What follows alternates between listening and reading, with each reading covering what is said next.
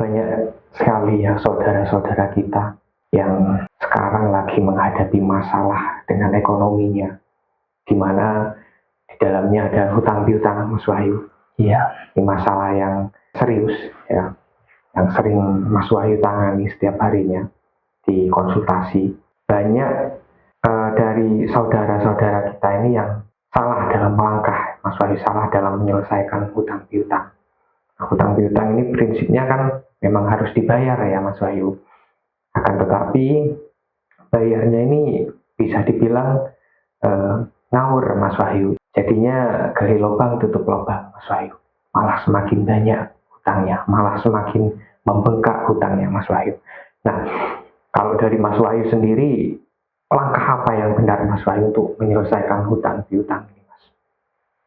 Ya, memang banyak sekali ya, mungkin sampai detik ini Mas Yahya, saudara-saudara kita di luaran sana yang masih memiliki beban tanggungan atau hutang atau amanah ya yang harus diselesaikan, yang merupakan bagian daripada tanggung jawab kewajiban yang memang harus diselesaikan semuanya. Nah, kalau kita bicara hutang piutang, ya memang benar sekali bahwa kalau hutang itu intinya ya harus dibayar, kan begitu ya, harus dibayar. Tetapi ketika cara kita membayar hutang ini salah, maka bisa jadi itu tidak menyelesaikan masalah, tapi itu justru akan menambah masalah baru.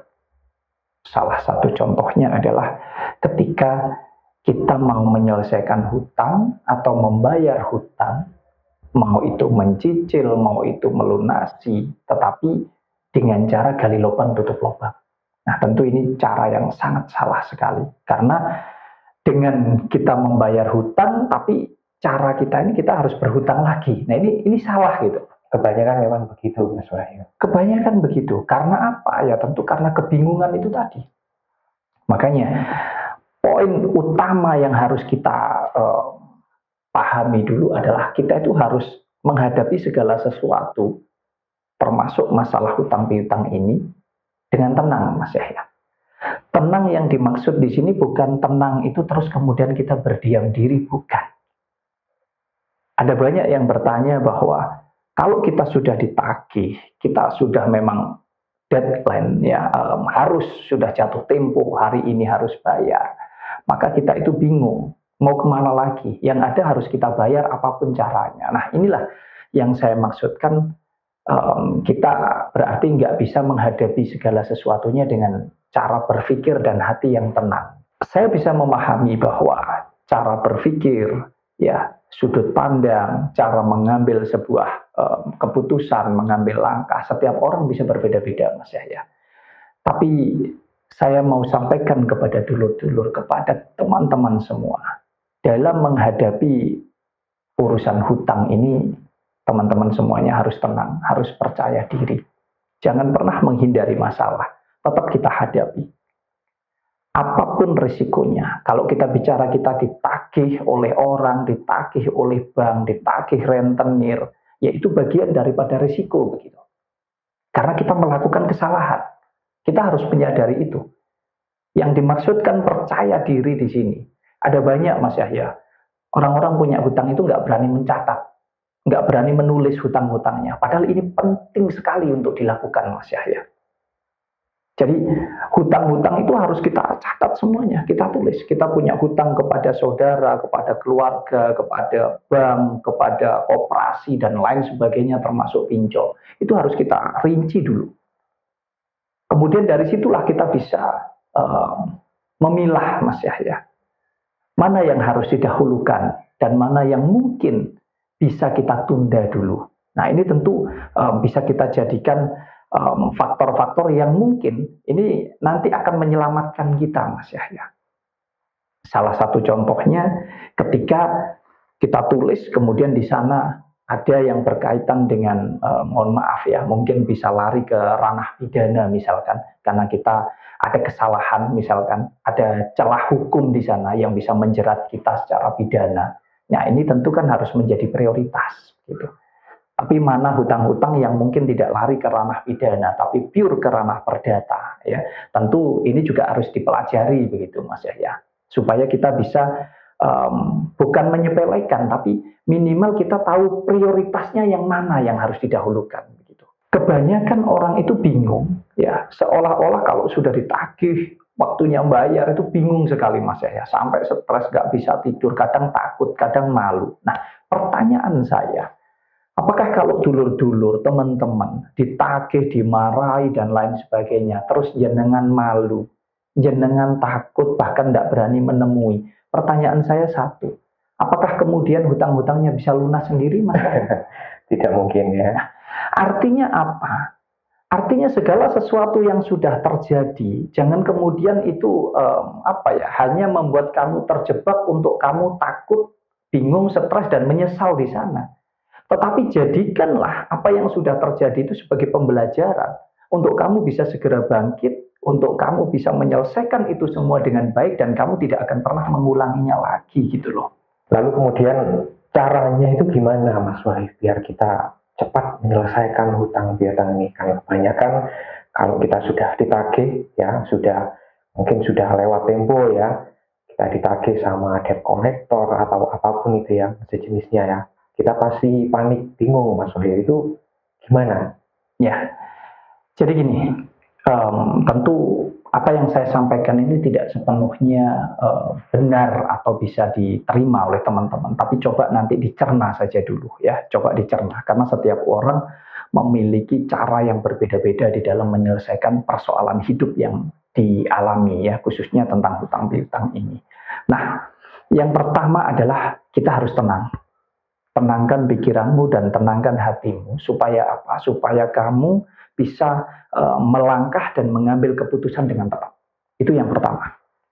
Yang kedua, kalau kita bicara hutang, tadi sudah saya sampaikan di awal, tulis hutang-hutang, catat semua hutang-hutangmu kepada siapa saja, dan kamu pilih di situ mana yang harus kamu prioritaskan. Nah, kemudian kalau memang teman-teman ini yang punya hutang ini masih memiliki aset dalam bentuk apapun, mohon maaf ya, bukan saya mengajari untuk jualan aset, enggak.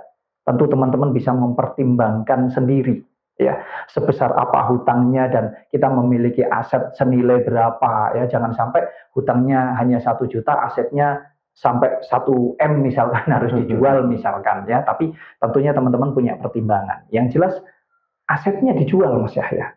Toh aset ini, mau itu tanah, mau itu rumah, mau itu kendaraan misalkan, itu kan nanti bisa kita beli lagi ketika kita sudah di situasi yang tenang gitu. Ya, memang benar apa yang Mas Wahyu sampaikan. Kita terlalu ini ya, mungkin ego ya, terlalu mungkin takut dengan aset yang kita jual karena kita gengsi, Mas Wahyu. Misalkan rumah kita besar ya, kemudian karena sudah status sosial kita tinggi, jadi kalau mau jual rumah itu, oh jangan, nanti malu saya tinggal di rumah kecil. Jadi gini, ada yang karena gengsi, tapi ada juga yang karena sayang begitu. Ngeman katanya ya. Maksud hati ngeman lah, kita upayakan dulu. Tapi tidak jarang, justru karena ngeman itu tadi ya, sehingga justru akan menimbulkan masalah-masalah yang semakin rumit, semakin besar. Bahkan banyak kasus yang saya tangani, hutangnya hanya taruhlah di angka 10 juta ya, tapi kemudian karena mau menjual aset ini sayang begitu ya, hutang 10 juta bisa sampai 50 bahkan ratusan juta. Bahkan asetnya ya. Bahkan ketika asetnya ini dijual, itu masih tidak cukup untuk menyelesaikan hutangnya. Nah, ini kan langkah-langkah yang kurang tepat. Makanya saya katakan, kalau teman-teman punya aset, jual saja asetmu. Kalau memang kamu merasa sudah tidak ada sumber pendapatan untuk menyelesaikan itu, jual dulu. Toh nanti kamu bisa beli lagi. Kalau misalkan kita punyanya hanya 1 rumah, bila mana memang hutang kita itu harus diselesaikan hanya dengan kita jual rumah, ayo coba dihitung, dikalkulasi, dipertimbangkan. Kalau tadinya rumah kita mungkin nilainya 300 juta, kemudian kita bayar hutang 100 juta, yang 200 juta tetap harus jadi rumah. Terlepas mungkin tadinya rumahnya gede, jadi kecil. Nah, ini langkah-langkah yang harus diambil, atau jualan aset yang lainnya. Nah, kemudian kalau memang teman-teman tidak punya aset, teman-teman harus berani ambil risiko ya, dengan teman-teman membekukan hutang-hutangnya. harus dibekukan Mas Yahya hutang-hutangnya. Makanya ditulis tadi itu tujuannya ke sana. Mana yang harus diprioritaskan dan mana yang mungkin bisa ditunda dulu Mas Yahya. Nah, dibekukan, nggak boleh lagi teman-teman gali lubang tutup lubang. Alasan apapun. Oh, hutang di sana dipakai bayar di sini, hutang di sini dipakai bayar di sana. Itu jangan pernah dilakukan. Apapun resikonya, mau dicaci maki, mau diancam, mau apapun jangan pernah takut. Karena semuanya sudah terjadi. Kalau sudah terjadi, kalau kemudian kita panik, bingung, yang ada kita akan semakin jatuh lagi. Nah, jadi dibekukan, kemudian kita mengukur kemampuan kita, menyesuaikan dengan pendapatan kita dulu untuk menyikapi ini, untuk menyiasati mana yang harus didahulukan. Nah, kita punyanya misalkan 1 bulan harus bayar 10 juta, tapi kita hanya punya sisa dari pendapatan kita untuk kebutuhan hidup itu misalkan hanya taruhlah 2 juta Mas Yahya. Padahal yang harus dibayar 10 juta. Artinya kan masih minus 8 juta. Nah, minus ini nggak boleh kita cari ke sana ke sini. Ya sudah bekukan. 2 juta ini dibagi. Mana yang harus didahulukan gitu loh Mas. Nah, dari situlah kita belajar untuk kita berpikir tenang, jeli, ya kita senantiasa pertimbangkan semuanya. Untuk kemudian kita ini bekerja keras Mas Yahya. Bukan ngoyo, bukan, tapi bekerja keras. Ibaratnya orang sakit ya kita harus berjuang. Bagaimana kita bisa menyelesaikan itu semua. Jadi kita kemudian dari pendapatan yang masih minus ini tadi, kita berupaya. Bagaimana caranya untuk kita bisa mendapatkan pendapatan lebih. Entah yang tadinya kita hanya sebatas bekerja, terus kemudian nanti kita sambil apa istilahnya nyambi begitu ya, mungkin ada pekerjaan yang lain, atau kita jadi broker, jadi sales mungkin, atau apapun yang bisa kita lakukan, kita memang dituntut untuk berpikir dengan tenang, ya supaya kita bisa membuka peluang-peluang rezeki yang ada gitu loh Mas Yahya. Dan ini nggak bisa instan, berproses. Tapi selama proses yang kita lakukan ini tepat, benar, saya rasa tidak ada yang tidak bisa. Pasti semuanya bisa. Dan belajarlah untuk apa ya? Untuk ikhlas. Ikhlas itu bukan berarti hanya kita lepaskan begitu saja, bukan. Tapi ikhlas itu kita melepaskan yang memang ini bukan lagi menjadi milik kita yang harus seolah-olah kita akui. Oh ini milik saya sendiri, tidak boleh ke orang lain. Padahal kita punya beban itu tadi. Tapi ikhlas di sini adalah melepaskan untuk kemudian kita berbenah, untuk kita memperbaiki semuanya, Mas Yahya.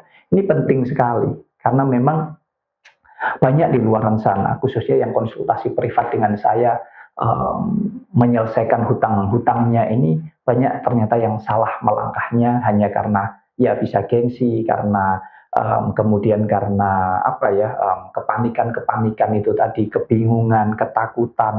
Ada juga yang karena sayang atau ngeman, tapi ujung-ujungnya malah habis semua. Nah ini jangan sampai terjadi kepada dulur-dulur, kepada teman-teman semuanya.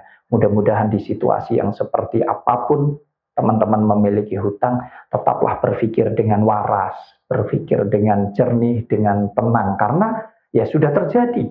Kalau sudah terjadi kemudian teman-teman stres, bingung, pusing, malu, gengsi. Apakah hutangnya bisa lunas sendiri? Tentu tidak. Dan jangan pernah takut, saya ingatkan. Jangan pernah takut dengan harta benda yang kita miliki ini. Ya, karena apa? Dulu kita lahir itu nggak bawa apa-apa. Dan nanti kita akan kembali pulang juga tidak bawa apa-apa. Lalu apa yang harus kita takutkan? Dari situ akan menambah spirit, akan menambah kekuatan untuk kita semakin tegar, untuk kita semakin yakin bahwa masalah apapun bisa kita selesaikan dengan baik, termasuk masalah hutang piutang. Ya, mungkin pertanyaan saya begini, apa yang harus kita lakukan untuk menjalani hidup ini biar kita lepas, kita jauh dari hutang piutang, Mas Wahyu? Ya, tentu kembali lagi setiap orang juga punya cara yang berbeda-beda ya Mas Yahya di dalam menjalani hidup. Ada tipikal-tipikal orang yang mungkin kalau nggak berhutang nggak bisa nabung. Misalkan harus membeli sebuah aset tapi dengan cara mencicil misalkan, artinya kan jadi punya beban begitu ya. Nah tentu setiap orang punya pertimbangan masing-masing dan kita tidak bisa memaksakan itu. Tapi alangkah baiknya kalau kita ini belajar menjalani hidup kita menyesuaikan saja dengan kebutuhan dan kemampuan kita, Mas Yahya. Artinya tidak boleh memaksakan. Kita hidup sederhana. Sederhana dalam arti kata setiap orang juga punya ukuran yang berbeda-beda begitu. Bukan berarti sederhana itu harus selalu hidup yang sengsara, kan bukan, ya. Artinya menyesuaikan dengan kemampuan dan juga kebutuhan hidup kita. Tidak perlu kita gengsi, tidak perlu kita sombong, tidak perlu kita ini serakah seolah-olah semua harus kita miliki. Yang tidak jarang itu justru membuat kita terjatuh di dalam lubang hutang ini tadi, Mas Yahya. Jadi pesan saya mungkin kepada dulur-dulur, kepada teman-teman saya semuanya dimanapun berada, alangkah baiknya kita menjalani hidup sesuai dengan takaran diri kita sendiri, bukan atas dasar membandingkan dengan hidupnya orang lain. Semuanya disesuaikan dengan pikiran, hati, semuanya disesuaikan dengan kebutuhan hidup dan juga kemampuan hidup kita. Saya rasa itu akan membuat kita tidak sampai salah melangkah, Mas Yahya.